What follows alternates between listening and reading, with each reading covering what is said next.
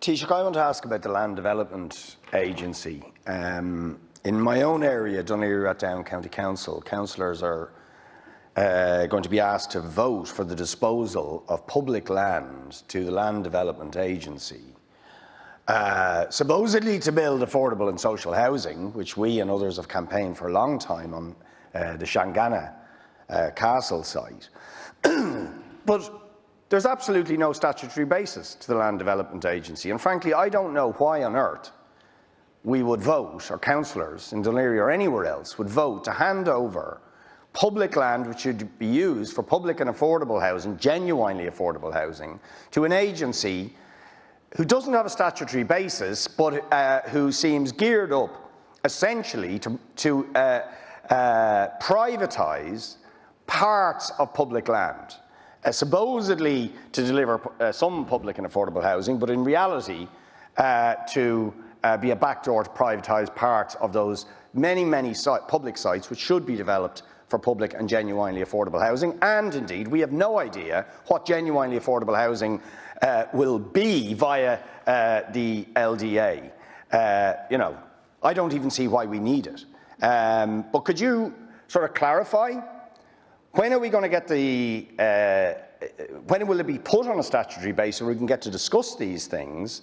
And indeed, why on earth should any public land be disposed to this body until it is absolutely clear what this body is going to do, and there's going to be no question of privatising public land which should be used to help address the massive housing crisis that persists in this country, the chronic lack of public and affordable housing, something which is the responsibility of successive governments that have landed us with the housing crisis we now face. Could I say, in terms of the issues that have been raised by the deputies, that in the budget in particular, unprecedented level of resources are being targeted at the homelessness issue.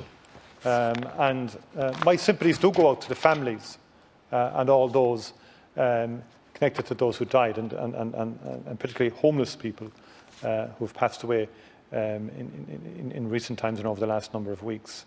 And our focus and our priority is homelessness, but also the prevention of homelessness and a holistic approach to dealing with the homelessness issue that involves not just the housing, but also the health services.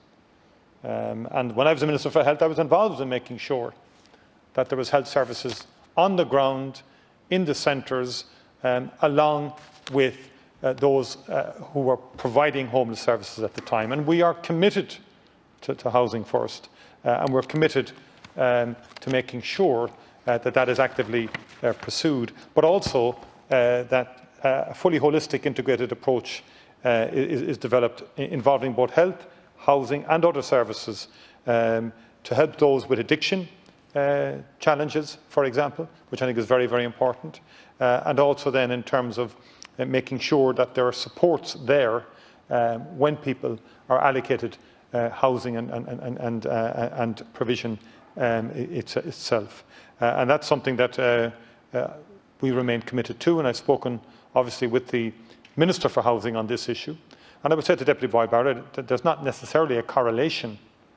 I would suspect no correlation between legislation pertaining to evictions and what has happened in relation to deaths. I think that is not the case. And to Deputy Barrett, or to Deputy Murphy, I think might have made that particular point, sorry.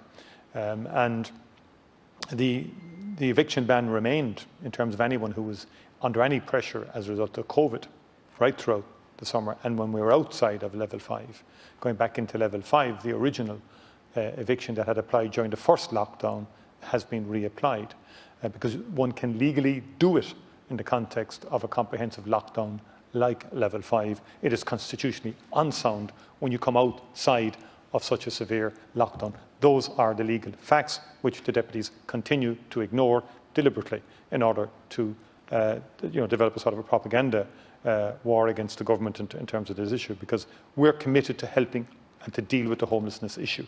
Government's in now 3 to 4 months, and it is going to prioritise this issue and will continue to prioritise this issue. In terms of the statutory basis for the Land Development Agency, I say to Deputy Boyd Barrett, in my view, we need more housing. COVID-19 itself has resulted in less housing because of the first lockdown. That's why we kept construction going during this level 5, because we need to build houses. affordable houses, social houses, and we need houses built to the private sector as well, because we're not building enough houses. And because of the first lockdown now, we will come in below target at the end of 2020 in relation to the targeted number of house builds that the previous government had targeted.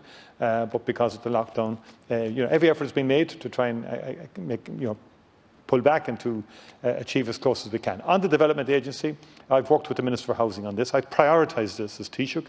I want this legislation. I want this agency on a proper statutory footing. It has gone to government. There are issues that are complex around, but that can be dealt with and can be addressed. And I've engaged with the Attorney General, who's engaging with the Housing Department to get this legislation through. And I would say to you that if we're genuinely supportive of the need to end homelessness, well, then we need to support projects.